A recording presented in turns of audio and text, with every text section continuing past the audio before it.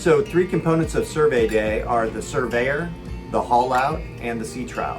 So there's many licensed surveyors that are out there. We always recommend that you check the SAMS website, that's the Society of Accredited Marine Surveyors, to get a background on your surveyor and make sure they're a good fit for you and your process and your boat. The next big component, well, what the surveyor is going to do is they're basically going to go through every major system in the boat. They're going to look in all the cabinets, they're going to look under the floorboards, they're going to find, if there's rust or any areas of neglect. And they're going to recommend certain items that may or may not need maintenance done to them.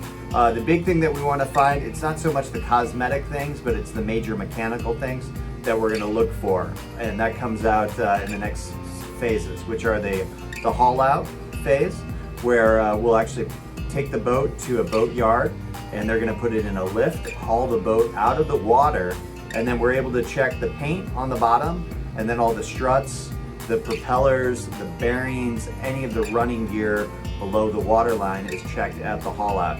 And that will really reveal a lot of things. Some of the major things, especially if you're going to do extended cruising, come up at the haul out. And so that can either be good or bad, but either way you want to know what's going on underneath the boat. So the haul out phase does that. And then the third phase is the sea trial.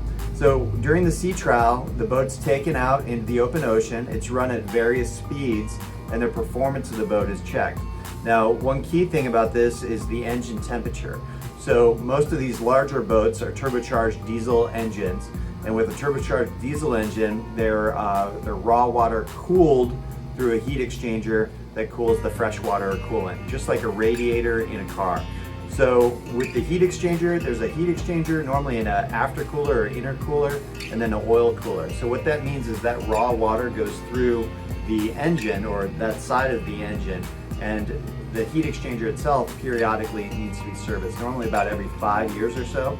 That whole assembly needs to be disassembled, and then the heat exchanger, they use a acid to dissolve all the barnacles and growth and other things in the heat exchanger itself, and then they pressure test it, put new gaskets on it, and then reassemble the whole thing. So if a boat has not been ran and is just sitting around, or over the years, barnacles and stuff will grow in the heat exchanger, and so that's just a fact of life in the salt water. And so we want to make sure when we're on the sea trial phase that the engines don't heat up and cause an issue there.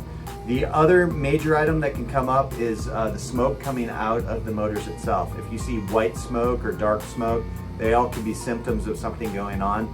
A big thing is turbochargers. Every 5 years or so, again, the turbochargers need to be rebuilt and rebalanced. If the turbochargers are not performing, so they're not pushing enough oxygen in or compressed air, and then you don't get the explosion that you need, and then you could be dumping diesel through, which comes out as black smoke. So there are all these little telltale signs of the performance of the engine. These are all things that we try to find during the survey day.